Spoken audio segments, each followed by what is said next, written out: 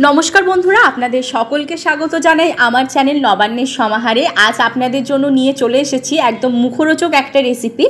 गैसे चा बसिए मात्र 5 मिनिटेई आपनारा एई रेसिपिटा तैरी करे फेलते पारेन, ताओ आबार चा हওয়ার আগেই। এই রেসিপিটা বানানোর জন্য প্রথমে আমি নিয়ে নিচ্ছি এরকম ছোট বাটির 1 বাটি সয়াবিন।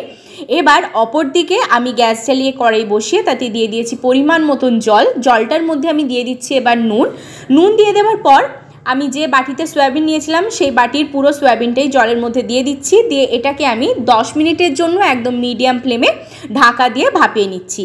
ফিরে এলাম 10 মিনিট পর, ঢাকাটা সরিয়ে দিচ্ছি।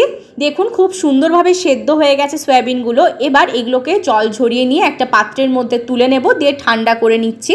আর একদম ভালোভাবে কিন্তু জলটা এর আমি ঝরিয়ে নেব।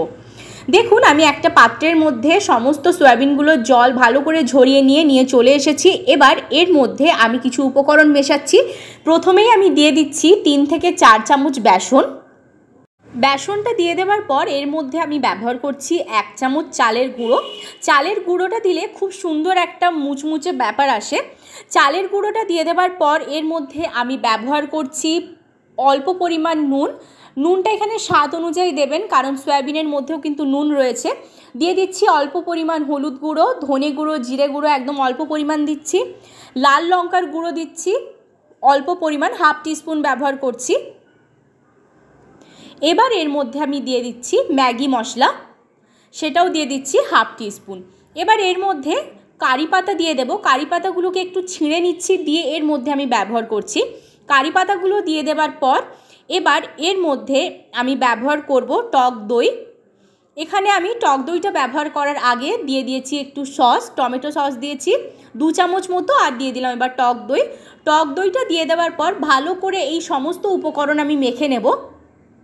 আর এই মাখাটা কিন্তু পুরোপুরি টক দইতেই হয়ে যাবে, আলাদাভাবে এখানে জল ব্যবহার করার কোনো প্রয়োজন নেই। সমস্তটা ভালো করে মেখে নিচ্ছি। দেখুন জল ব্যবহার করার একটুও প্রয়োজন হয়নি, খুব সুন্দরভাবে কিন্তু এটার ম্যারিনেট হয়ে গেছে। খুব সুন্দরভাবে এটাকে ম্যারিনেট করে নিয়েছি। এবার অপর দিকে আমি গ্যাস জ্বালিয়ে কড়াই বসিয়ে দিয়েছি, তাতে দিয়ে দিয়েছিলাম পরিমাণ মতন সর্ষের তেল। তেলটাকে প্রথমেই ভালো করে গরম করে নিয়েছি। এবার ফ্লেমটাকে মিডিয়ামে করে দিয়ে একটা সয়াবিনকে এইভাবে গরম তেলের মধ্যে আমি ছেড়ে দিচ্ছি। একটা সয়াবিনকে এইভাবে ছেড়ে দেবেন, পুরো একসাথে দেবেন না। এবার দেখুন খুব সুন্দরভাবে কিন্তু একটু মুচমুচে করে ভাজা হয়ে গেছে। আপনাদেরকে একটু মাঝখানে আমি দেখাচ্ছি, এটা আরেকটু লাল লাল হবে, একদম মুচমুচে হবে, ততক্ষণ পর্যন্ত কিন্তু অপেক্ষা করতে হবে। এই রেসিপিটা মাত্র 5 মিনিটেই কিন্তু তৈরি হয়ে যাবে। গ্যাসে চা বসিয়ে আপনারা যদি এই রেসিপিটা তৈরি করতে যান তাহলে কিন্তু চায়ের আগেই এই রেসিপিটা তৈরি হয়ে যাবে। খুব মুচমুচে হয়, খেতে কিন্তু দারুণ হয়। এবার একটা পিঠ কিন্তু ভাজা হয়ে গেছে, এবার আমি সেগুলোকে তুলে নিচ্ছি। সমস্তটা একটা প্লেটের মধ্যে একটু তেলটাকে ঝরিয়ে নিয়ে তুলে নেব। দিয়ে একই রকমভাবে বাকি যেগুলো রয়েছে সেইগুলোকেও কিন্তু আমি ভেজে নিচ্ছি। সমস্তগুলো এদিকে ভাজা হতে থাক, ততক্ষণ পর্যন্ত আপনাদের বলে দিই যারা এতক্ষণ পর্যন্ত আমার ভিডিওটা একটু স্কিপ না করে দেখেছেন তারা অবশ্যই একটা লাইক করে দেবেন। আর যারা আমার পরিবারের নতুন সদস্য হয়ে আজকের এই রেসিপিটা দেখছেন তারা অবশ্যই সাবস্ক্রাইব করে দেবেন। যারা ইউটিউব থেকে দেখছেন তারা অবশ্যই সাবস্ক্রাইব করবেন। আর যারা ফেসবুক পেজ থেকে দেখছেন তারা অবশ্যই কিন্তু পেজটাকে ফলো করে দেবেন।